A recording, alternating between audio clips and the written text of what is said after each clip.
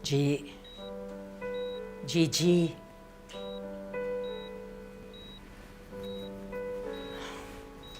Bakit ho, tita? May breakfast na dun sa labas. Kumain ka na, pagkatapos bumalik ka matulog, ha?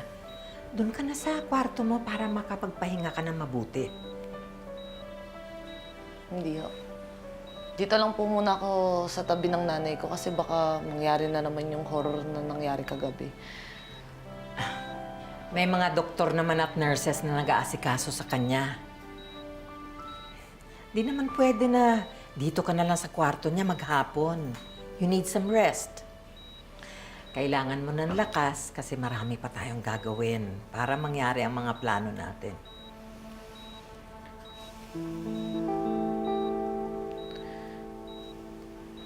Tita, gusto ko pong mabigyan ng hustisya ang nanay ko.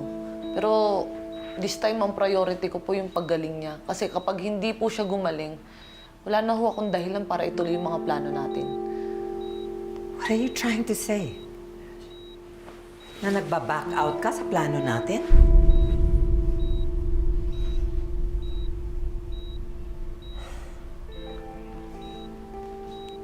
Pagmasdan mong mabuti ang nanay mo, Gigi. Look at her. Look at each and every scar na nasa katawan niya. Tignan mong mabuti ang lahat ng marka na naiwan dahil sa nangyari sa kanya.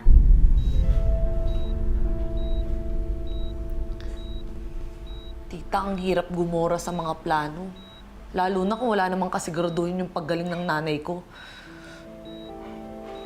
Kahit na anong mangyari sa nanay mo, utang mo pa rin sa kanya ang bigyan ng justice ang nangyari.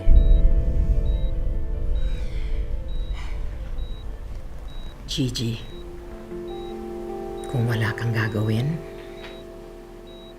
mapupunta lang sa wala ang lahat ng hirap na pinagdaanan ng nanay mo. Yun ba ang gusto mo?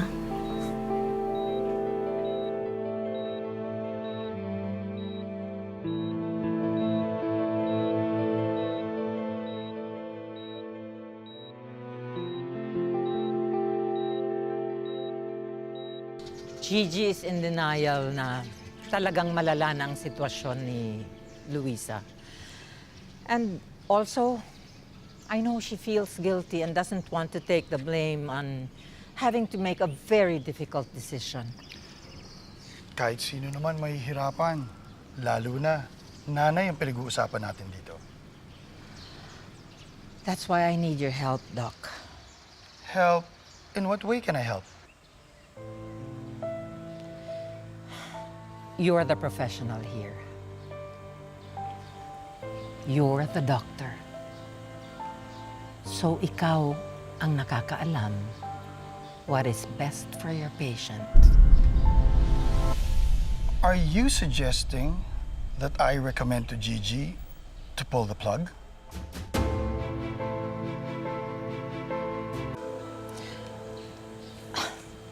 Doc, please don't get me wrong. Siyempre, gusto ko namang mabuhay si Luisa. But not like this. Not in a vegetative state. Ano yan? Buhay nga siya, pero gulay naman. What kind of a life is that? What I'm trying to say is, this is the time when Gigi has to let go. I'm sorry, Madam Sofia, pero hindi ko magagawa ang gusto mo. It's against our ethical standards. And besides, it's the immediate family who has to decide when to pull the plug.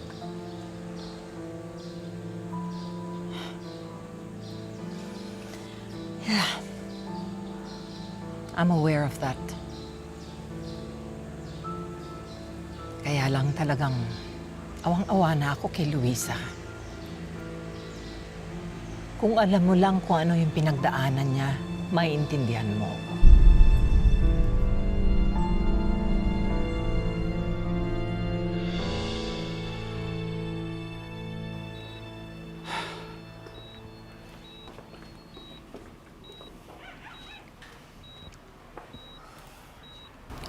Dok, kamusta po si nanay?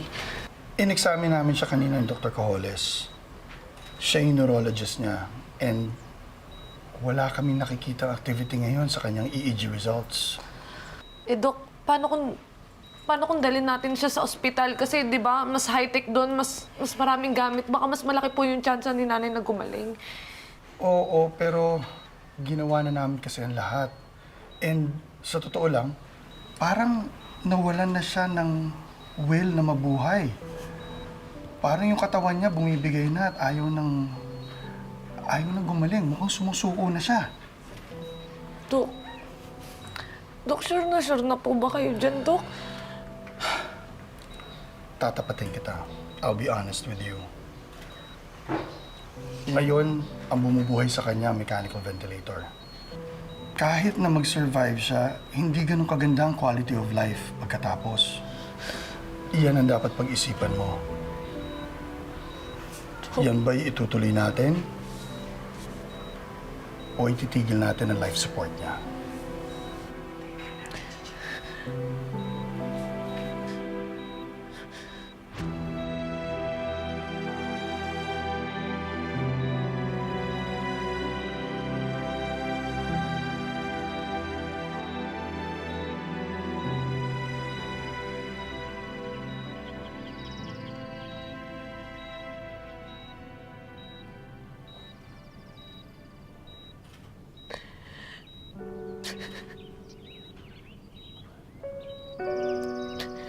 Gigi! Bakit, Nay? Halika nga, kain na muna tayo. Saka na natin ipagpatuloy yung paglikpit ng gamit natin. Nay, bakit ice cream to? Bakit yung ice cream yung nasa lalagyanan ng ice cream? Nasaan yung binabad kong bangus? Ayan na, ang syala na natin ha. Dati tuwing may okasyon lang tayo nakakain ng ice cream. Ngayon, pwede na natin araw-arawin.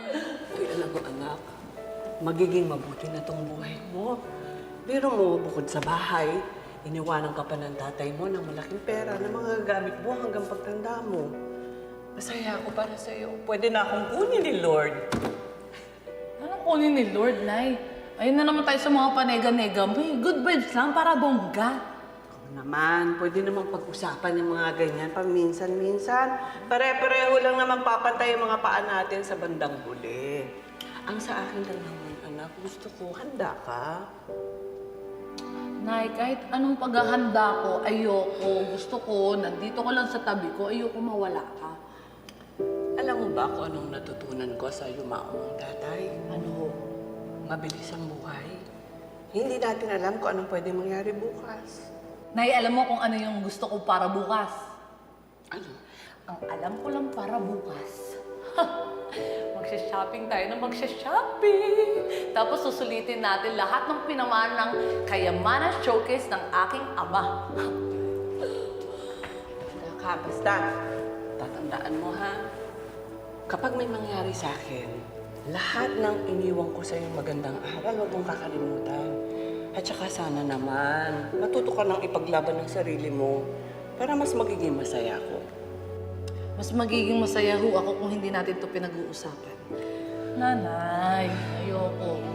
Ayoko kahit anong mangyari, ayoko mawala kayo. Iniisip ko pa lang, hindi ko na alam kung anong gagawin ko pag nawala ko sa akin. Basta gusto ko lang talaga makasama kita forever.